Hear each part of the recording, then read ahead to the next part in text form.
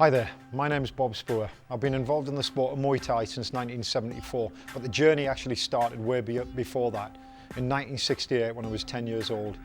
I started off in the martial arts, as I say, doing karate, Wado Ryu karate at the age of 10, moving quickly into Shotokan karate, then on to Goju Ryu karate, of which I've now got black belts in. At that time I was more interested in what would work than just the art, just the form. And so I got involved in full contact karate, and that's really where my introduction to Muay Thai started. I was at a competition in Paris, competing as a reservist, as a junior at the age of 18, at a huge venue held somewhere in Paris, a place I can't remember now, it's lost in the midst of time.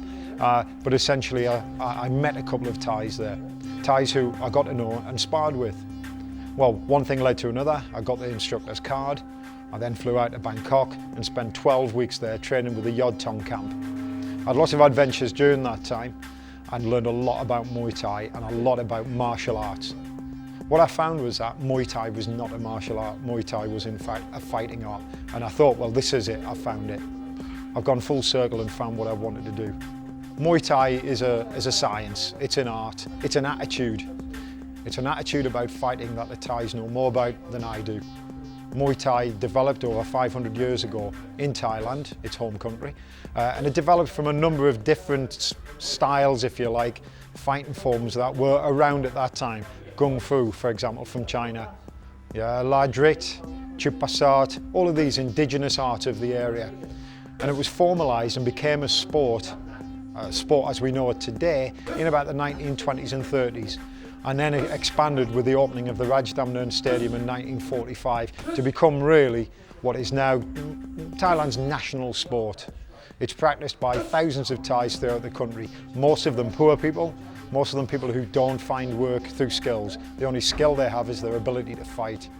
Muay Thai is often being called the science of 8 limbs. I like to think of it as the science of 9 limbs.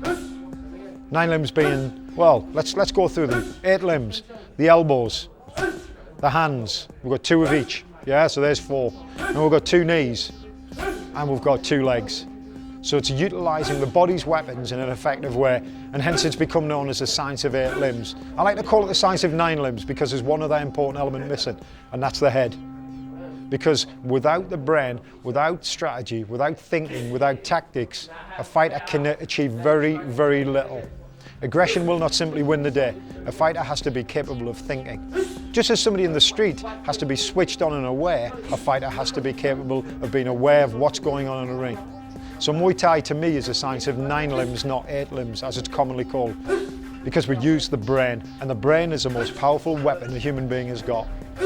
Most people who train in Thailand are young men who have little or no opportunity to do anything other than fight. The camp looks after them, looks after their needs, their food, their clothing, their schooling.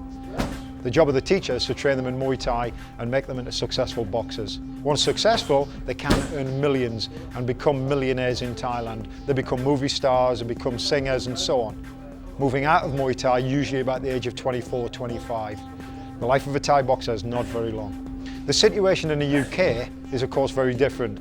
We're doing Muay Thai as a hobby rather than as a full-time sport or occupation.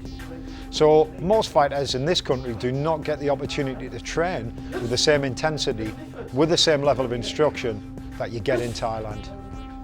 I have fighters who fight and train in England, but they also spend a lot of time in Thailand. They have to in order to develop in the sport.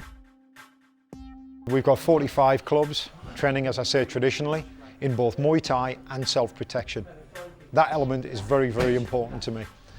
In order for someone to be effective in the ring, it's fine if they're competing. If they're not competing, then obviously they need to be able to deal with levels of violence that you get on the streets nowadays in the UK. For that, Muay Thai is very useful in a self-protection context. Coupled with the techniques that I developed and learned when I was a member of the SAS, we have what I consider to be a very effective and awesome fighting force. We also work psychological techniques with my fighters, as well as the people who train with me for self-protection. We build confidence, develop self-esteem, and help people, well, develop a belief in themselves so they can motivate themselves to deal with any situation that may make them afraid in their day-to-day life. So I see Muay Thai as a fully rounded thing. It's a holistic method of training. It doesn't just train the body, but it also trains the mind as well. The way Muay Thai is subdivided in terms of fighting. In Thailand it's fairly simple. You have a fight, it's 5 rounds of 3-minute duration, using elbows, knees, clinch work, kicking, punching. In other words, the full group of techniques that we train with. In England it's slightly different. It seemed like the English people seem to have an aversion towards elbows and knees to the head. So consequently what has happened, and I think this is bad for the art personally, but what has happened is that you have 3 classes of fighting now. You have fighters who fight C class, which means no elbows, no knees to the head. You then move up a class when you're ready to fight B class. B class is knees to the head but no elbows to the head. And finally you have A class, which is in theory for British title fighters. This is full Thai rules, elbows, knees and clinch work. I was fortunate enough to be given the name Phraya Pichai Dab Hack when I first started off in this sport, and didn't realise what an honour it was until I got to get more information and visit the site where Phraya Pichai was born and where he fought. Because Phraya Pichai was in fact a warrior. He was a Siamese warrior who fought alongside King Thaksin. And King Thaksin was instrumental in ridding the Thai nation of the Burmese influences that were around at the time. In fact, the Burmese had sacked Thailand, had destroyed Thailand, and it was down to King Thaksin and the work of Phraya Pichai as a guerrilla fighter that allowed Thailand to enjoy what it enjoys now. That's its independence and its democracy. The name Phraya Pichai Dab Hack simply means elder brother of the broken sword, and it was the name given to a young man called Sid Tongdi Phan Khao. Knife Tongdi Phan Khao was a young man who fought in the ring in Thailand in the 1700s. He was passionate about Muay Thai, although at that time it was known as Muay Culture, and that meant the art of fighting with bound fists. This is where the Thai fighters would bind their fists with ropes, which were covered in knots and gnarled sections of wood, and they would be fastened to the arms and the fist, and it would inflict horrendous blows on the opponent. It's often assumed that fighters would use glass on their wraps. This is not true. It was the knots that actually cut the opponent. So there's a bit of a myth there about the glass on the bandages. It was never glass on bandages, it was always the knots and the bark that was put in the ropes that were held on the fist. And this was known as Muay Culture. So Phraya Pichai, or Nai Tongdi Phan Khao as he was known then, fought in bouts like this all around northern Thailand as a young man. And he joined as a guerrilla fighter the forces of King Thaksin. Over the years, statues have been put up to this man's fights, his great battles that he fought, but his real battle happened outside the town of Phichai, hence his name, Phraya Pichai, elder brother of Phichai. Yeah, a small town outside of a place in Thailand called Uttaradit. And Uttaradit is the part of Thailand where Phraya Pichai became governor after the wars against the Burmese. There's statues put up to him. People bedeck the shrines in garlands and incense on a regular basis, and great respect is held for this man. He eventually died at the age of 4, I believe it was 42, at the hands of an executioner on his own orders. When King Thaksin died, Phraya Pichai was in fact King Thaksin's bodyguard. King Thaksin on his deathbed said to Phraya Pichai, "When I'm dead, I want you to be the bodyguard to my son." Phraya Pichai said that I'd be only bodyguard to one man, and that's you, King Thaksin. So he ordered his own execution. And at that time, to be executed as a noble person was pretty horrific. You were bound in velvet wraps, in a velvet sack, and beaten to death with saffron sticks. So it wasn't the most pleasant of deaths. Yeah? And remember, the man had this done to himself.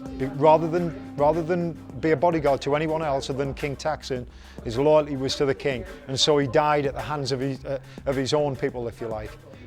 He was a very proud man, and as I say, he's held in high esteem. He's not a myth, he was a real man. And there's still documents you can find in Thailand, statues, and even his swords are still in museums and temples throughout the north of Thailand. So you can see why I was proud to be given that name, Phraya Pichai. Over the years, I've gone into that background and found more and more out about him.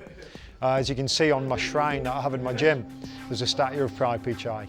There's also a monkon, which is a looped band that goes around the head and is placed by the teacher on the fighter's head before he does his ritual dance, the Ram Mui, in the ring. There's also a garland of charms that fit round the neck, and some of those charms are dedicated to Phraya Pichai and are supposed to offer the fighter great luck, prevent him being cut or injured in the ring. The Thais themselves believe that the charms, collectively known as Quan Rang, Yeah, are worn around the neck and are said to give protection against bad luck, a bad harvest, sick buffaloes, everything from being run over to being stabbed in the head.